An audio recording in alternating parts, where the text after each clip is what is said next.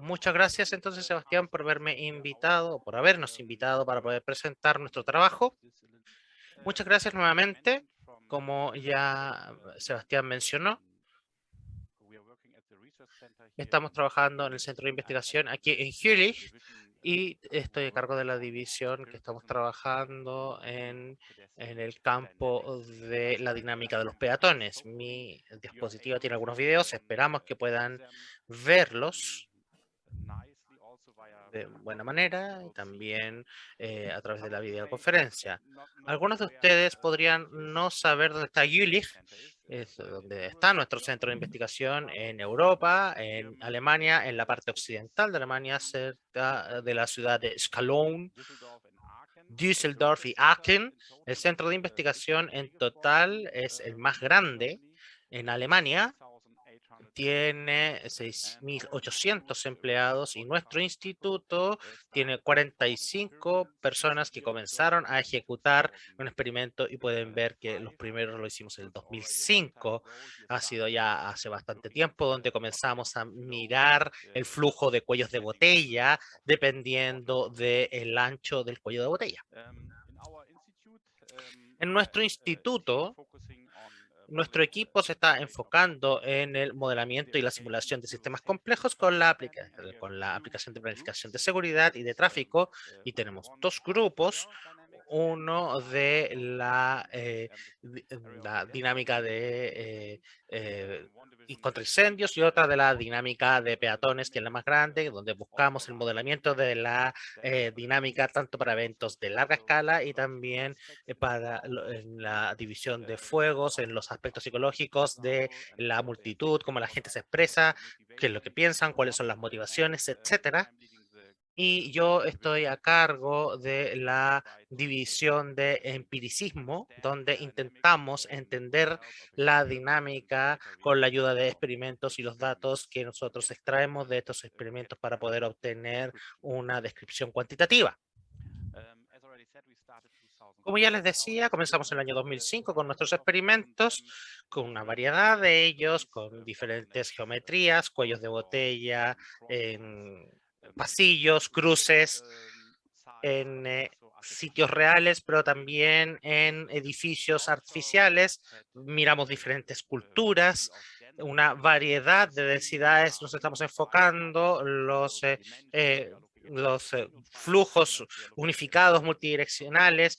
Estamos en un experimento que estamos también incluyendo escaleras, estamos incluyendo también gente con discapacidades, que tengan muletas o que tengan o ocupen silla de ruedas, o qué es lo que ocurre, por ejemplo, también tenemos un experimento con bicicletas también y estamos midiendo en este momento diferentes tipos de valores, no solo la trayectoria de las personas, sino que como pueden ver en el medidor de la parte superior, la presión y la...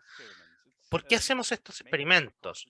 Principalmente porque podemos seleccionar y analizar parámetros en los que nos interesan. Por ejemplo, podemos tener, por ejemplo, podemos variar el ancho de un cuello de botella entre 50 centímetros y 5.000 o 500 milímetros y podemos escanear este parámetro sin ninguna influencia externa. Sabemos que la influencia viene, somos las mismas personas, las mismas situaciones, las mismas situaciones de luz, motivaciones, todo es lo mismo, solo que cambiamos el parámetro que queremos analizar. Y podemos generar situaciones deseadas, como por ejemplo muy altas densidades, como pueden ver en la video de abajo a la derecha, donde tenemos hasta 10 personas por metro cuadrado, que es algo que no vemos en un eh, sitio real, pero es una situación bastante crítica, donde podemos generar este tipo de situaciones por nuestra cuenta y somos capaces de extraer datos que nos interesan. Por ejemplo, en la izquierda, cuáles son las trayectorias de cualquiera de las personas, sabemos quién es quién, porque tenemos cuestionarios, sabemos su agenda, su altura, su edad, su trasfondo educacional de la persona, para poder juntar toda esta información, cómo se comporta esta gente dependiendo en quiénes son, y también capaces de medir otras cosas como el estrés, el movimiento de las partes del cuerpo, etcétera. Y no tenemos ningún problema con el tema de la privacidad. tenemos que hacer algunas. Aquí no tenemos el problema porque nosotros permitimos el uso de en papers y en aplicaciones donde no se ven las caras de las personas. Para poder medir las cantidades en las que estamos interesados, tenemos una hipótesis, por supuesto, y pensamos en cómo podemos medir esta cantidad. Tenemos diferentes tipos de sistemas de sensores, tenemos cámaras normales, tenemos cámaras estereográficas, grupos de cámaras para poder aumentar un área, espacios donde estamos mirando, tenemos sistemas de medición para partes del cuerpo y otros sistemas de medición también para el cuerpo completo, como pueden ver abajo a la izquierda, tenemos sensores de presión en la parte inferior derecha para medir la presión que ejercen las personas, pero también tenemos sensores en las paredes, también podemos operar sensores para poder medir los niveles de presión que están haciendo las personas, también sistemas de respuesta.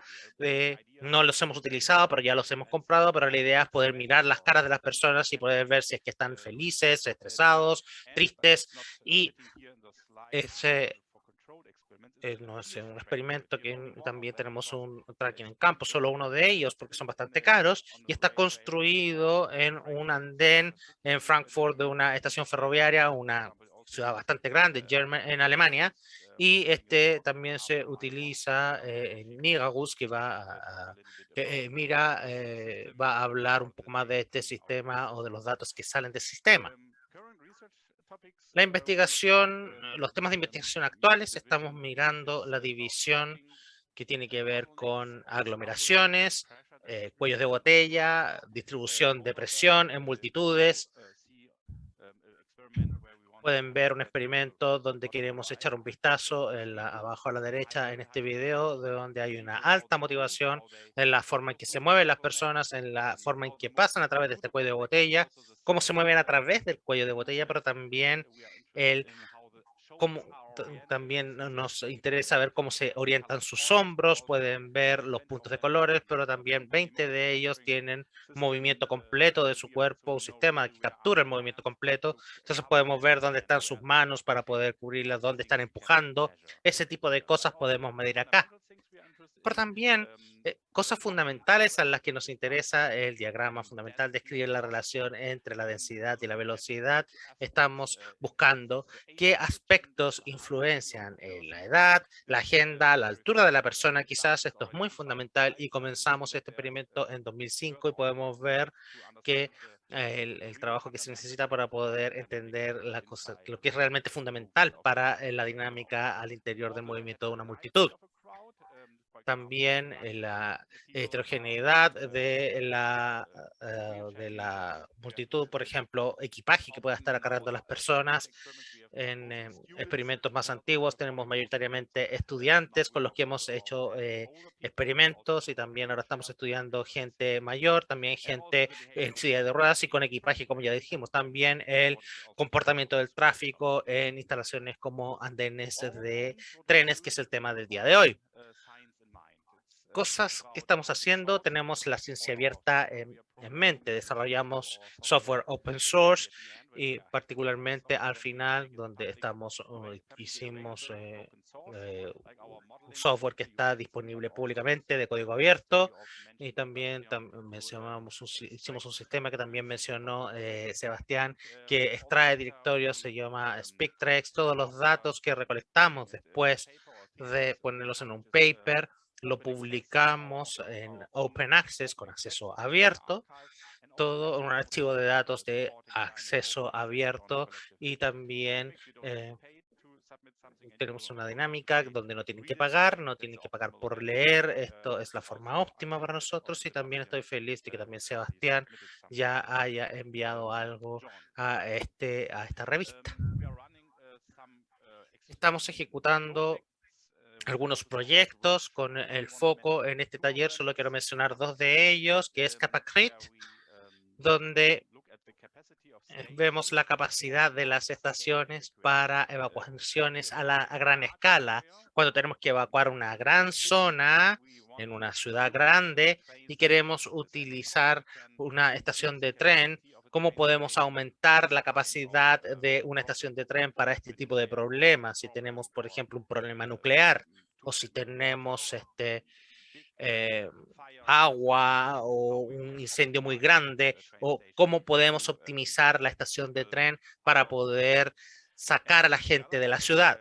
Y el otro es el proyecto CORMA, que significa gestión de multitudes en infraestructura de transporte, y este busca aumentar la robustez de las estaciones ferroviarias, por ejemplo, las medidas de construcción o el concepto de dirección. El centro de investigación está haciendo solo los experimentos, y el trabajo grande de analizar los datos lo hace la Universidad de Wuppertal y de Bochum, y principalmente la Universidad de Wuppertal.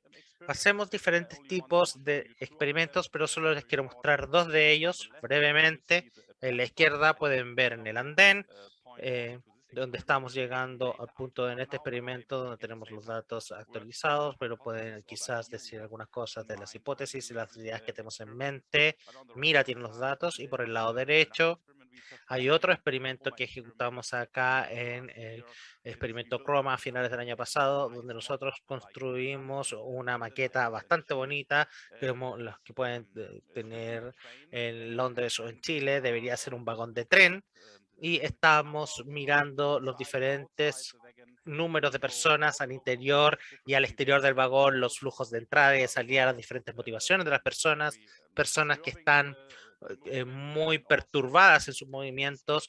También esto está direccionado, por ejemplo, utilizando gente que está utilizando su smartphone, gente que tiene equipaje, o también estamos haciendo, alterando el terreno en diferentes tipos de andenes, de manera que las personas puedan salir de manera más fácil. Estamos probando diferentes cosas y las medimos, y tenemos algunos, no tenemos resultados para presentar aún, porque lo hicimos a finales del año pasado y toma bastante tiempo hasta tener todos los datos corregidos y que sean confiables.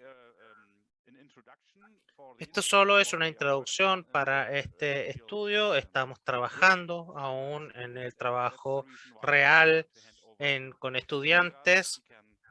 Y Mira, ella nos puede comentar algo respecto a lo que está haciendo en el proyecto Chroma. Muchas gracias por haberme escuchado, y si es que tienen alguna pregunta, podrían hacerlas ahora.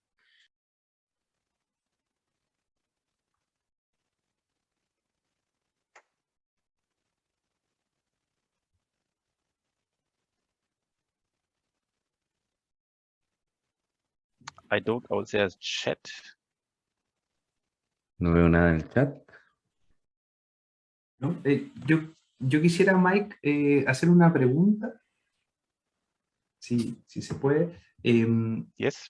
Sí, me gustaría, interesante, primero que nada, interesante la introducción y la presentación. Muchas gracias por lo que nos muestras. Súper interesante incluso también los últimos experimentos que están haciendo, ya representando un vagón o un tren o un bus. Me parece genial, el andén también.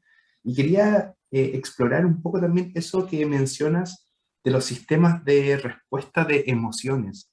Creo que es súper interesante eso para poder, me imagino también la posibilidad de estudiar, por ejemplo, cómo se siente un pasajero, por ejemplo, cuando tiene alta densidad alrededor, o sea, cuando hay una aglomeración.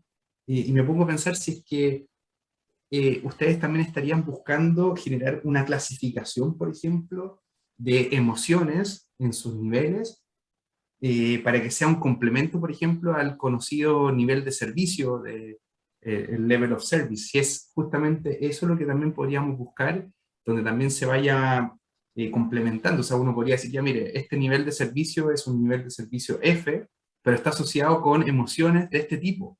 Frustración, no sé, desesperanza, no sé, incomodidad, y de alguna manera generar tal vez un propio nivel de servicio, pero de las emociones.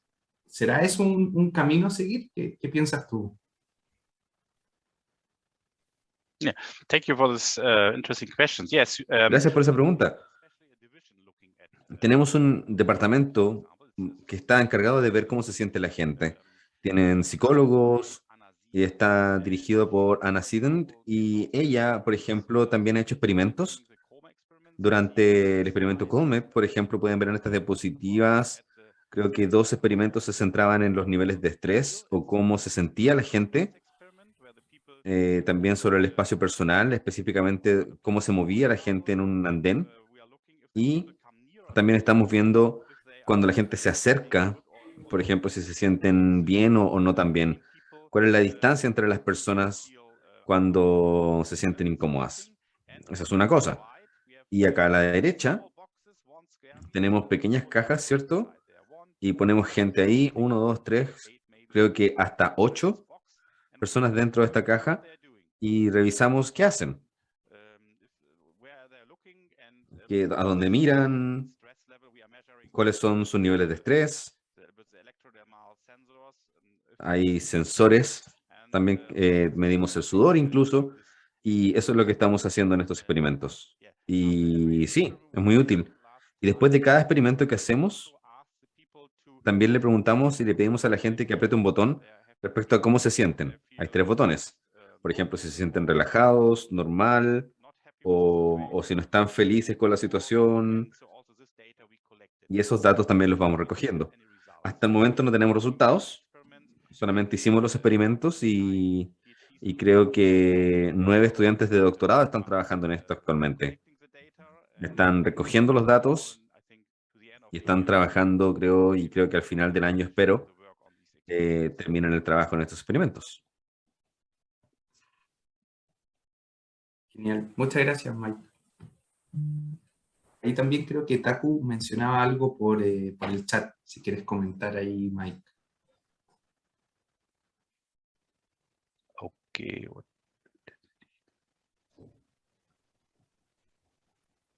Yes. We are doing is Sí, estamos escaneando la densidad también, el área, la densidad del área. Por ejemplo, si tenemos la posibilidad de restringir el flujo y tenemos distintos tipos de densidades en caso de que necesitemos hacerlo. Y nos interesa mucho la alta densidad debido a la motivación, por ejemplo, porque especialmente estamos revisando situaciones mejores, queremos mejorar todo esto, queremos mejorar estos niveles, especialmente porque tiene que ver con la seguridad de las personas.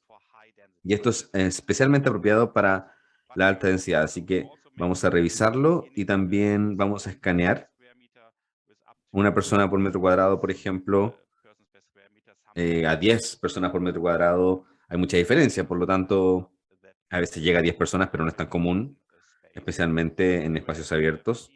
Y si creo que tengo que volver un poco para mostrarles algo. Para este video de la alta motivación, acá a la derecha abajo, aquí. Aquí, por ejemplo, la densidad en el centro es la más alta, pero solamente en el centro. Este punto es el más alto y esa es la densidad más alta que podemos tener. Y aumentamos la motivación, obviamente, y podemos decir que tienen que cubrir un lugar especial con un número especial de personas. Pero sí, tienes razón. Por lo general, en las plataformas, en los andenes, no hay una densidad tan alta.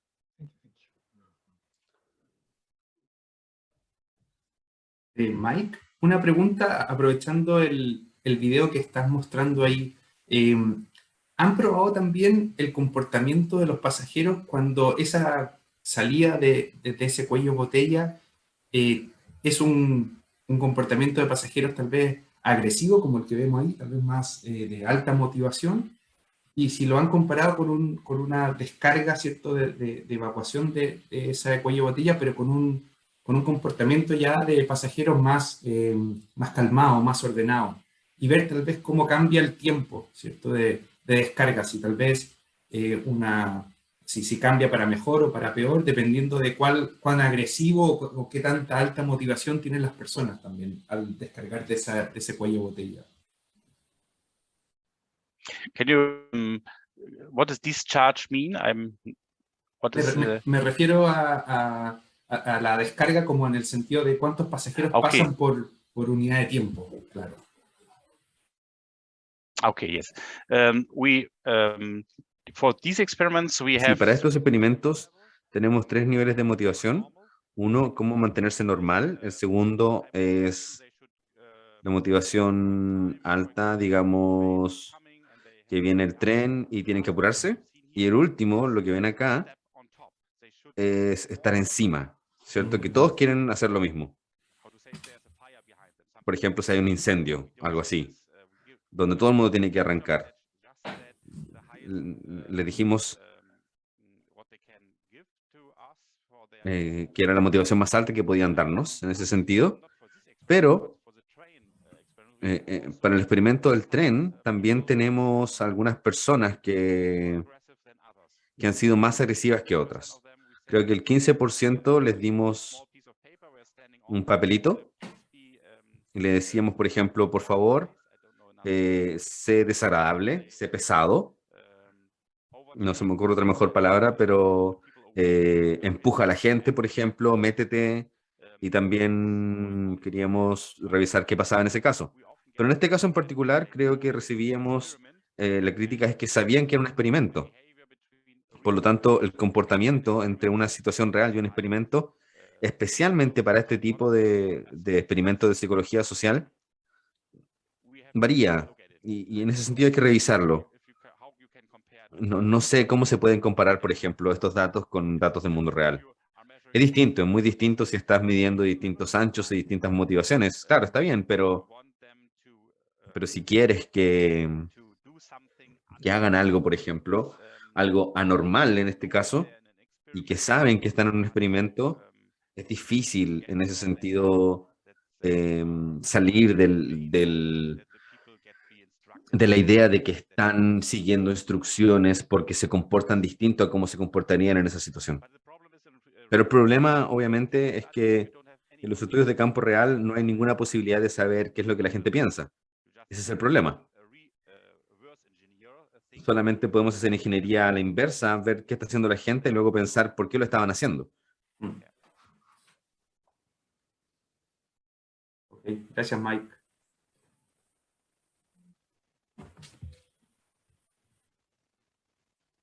You're welcome to ask. Sí. Hola Mike, muchas gracias por tu presentación, muy interesante. Y también me quedé, al igual que Sebastián, quizás pensando justamente en los proyectos Chroma y Kappa Critique. Específicamente con las emociones ahí que ustedes están evaluando en Chroma. Por ahí algunos compañeros de acá de trabajo consultaban si es que la pandemia también ha generado cambios en el comportamiento de los pasajeros y en las emociones, por ejemplo, justamente este hecho de que a lo mejor existiendo alguna situación un tanto crítica, este distanciamiento físico que, que se impone y que también que es algo que es casi como un derecho hoy en día, que la gente no esté cerca tuyo, si eso también ha afectado un tanto en estos experimentos, si se ha podido ver algún cambio en ese comportamiento. Quizás acá estamos viendo flujo, pero también puede ser, por ejemplo, de que ahora las personas prefieren a lo mejor que la estación no esté techada, que tenga mayor ventilación, vaya a saber uno. No sé si ahí han podido captar algún cambio en los pasajeros o en estos experimentos, por así decirlo. Yes, you're right.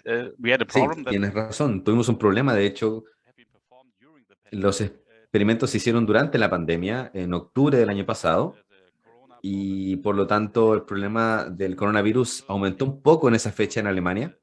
Y como siempre estaba en la televisión, se hablaba mucho del coronavirus, pero les pedíamos mascarillas, tenían que también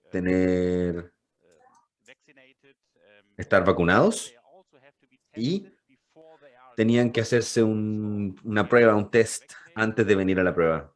O sea, la vacuna, y además tenían que tener un resultado negativo para coronavirus. Y antes de que comenzara el experimento también tuvimos ciertas situaciones en las que las personas viajaban por mucho tiempo para llegar al lugar, por lo tanto, de esa manera las personas se acostumbraban a estar en el contexto normal pre-pandemia. Por lo tanto, los experimentos se hicieron el año pasado Obviamente el coronavirus estaba en la mente de las personas, pero al fin de cuentas tenemos la variable en la que la gente lo consideraba aún así. Y especialmente en la universidad que estábamos estudiando este comportamiento y, y también estudiantes de doctorado que estaban trabajando en esto en la Universidad de Bochum y estaban trabajando específicamente en el tema que mencionaste, en los estudios de caso al respecto y actualmente en un tren, revisando cómo la gente se comporta. Y sí, si te interesa, de hecho, puedo darte el link para que puedas hablar con esa persona o conocer más al respecto sobre el comportamiento de las personas en transportes públicos en pandemia. No hay un paper, creo, pero que sí creo que puedes hablar con él directamente en Bochum. Perfecto, perfecto. Thank you very much, Mike. Una segunda consulta. Con esto termino. O más que consulta, la verdad es que me pareció muy interesante el tema del Kappa Critic, porque justamente nosotros también, al menos nuestro servicio de tren, está situado justamente en una zona geográfica que justamente ha sufrido por incendios y por avisos de tsunami.